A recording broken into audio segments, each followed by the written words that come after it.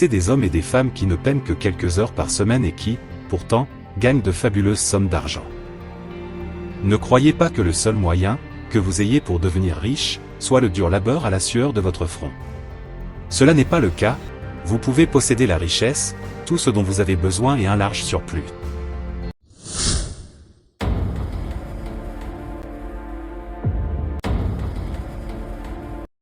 La loi de la vie et la loi de l'esprit ne sont qu'une seule et même loi. Une croyance est ni plus, ni moins qu'une pensée. Ne croyez pas en des choses, qui vous font du tort ou qui vous blessent. Croyez au pouvoir de votre subconscient de vous guérir, de vous inspirer, de vous donner des forces et de vous faire prospérer. Il vous sera fait selon ce que vous croyez.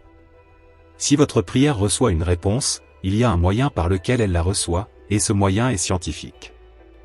Car rien ne se produit par hasard. Notre monde est un monde basé sur des lois et sur un ordre.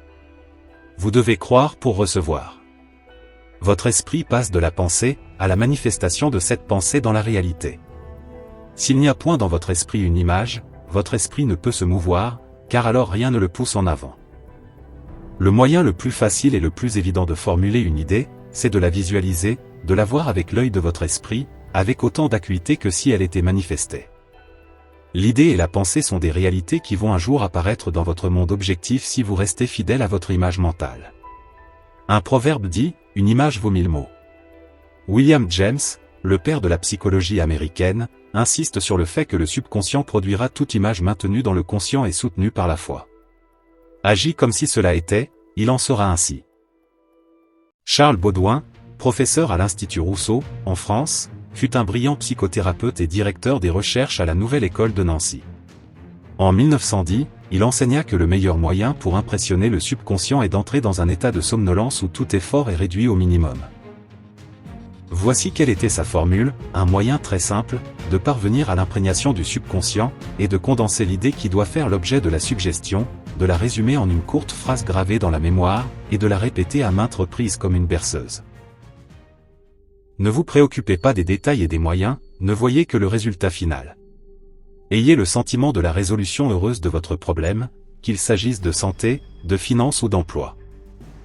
Imaginez que vous avez obtenu les résultats que vous espérez et goûtez au sentiment de libération que cela vous procure. Lorsque votre esprit se concentre sur les moyens de surmonter une difficulté ou de résoudre un problème, il ne s'occupe plus de l'obstacle. Dans la Bible, il est dit, « Si deux d'entre vous s'accordent sur la terre pour demander quoi que ce soit, ils l'obtiendront de mon Père qui est aux cieux. » Quels sont ces deux d'entre vous? De quoi s'agit-il? Il s'agit de l'harmonieuse union, de l'accord entre votre conscient et votre subconscient sur une idée, un désir, une image mentale. Lorsqu'il n'y aura plus de querelle dans l'une ou l'autre partie de votre esprit, votre prière sera exaucée. Les deux qui doivent s'accorder peuvent aussi être représentés par vous et votre désir, par votre pensée et votre sentiment, par votre idée et votre émotion, par votre désir et votre imagination. Si vous avez de la peine à joindre les deux bouts, cela signifie que vous n'avez pas convaincu votre subconscient, que vous aurez toujours tout ce qu'il vous faut et davantage. Vous connaissez des hommes et des femmes qui ne peinent que quelques heures par semaine et qui, pourtant, gagnent de fabuleuses sommes d'argent. Ne croyez pas que le seul moyen, que vous ayez pour devenir riche, soit le dur labeur à la sueur de votre front. Cela n'est pas le cas, le meilleur moyen est celui qui consiste à travailler sans effort. Faites ce que vous aimez faire et faites-le pour la joie, pour l'enthousiasme que cela vous procure. L'homme n'a pas été créé pour vivre dans l'indigence. Vous pouvez posséder la richesse, tout ce dont vous avez besoin et un large surplus. Vos paroles contiennent le pouvoir de nettoyer votre esprit des idées fausses et de lui inculquer les idées justes. Le sentiment de la richesse produit la richesse, ayez constamment cela à l'esprit. Votre esprit est pareil à une banque, à une sorte d'institution financière universelle. Il fait prospérer tout ce que vous y déposez, tout ce que vous y imprimez, que ce soit une idée de richesse ou une idée de pauvreté. À vous de choisir la richesse.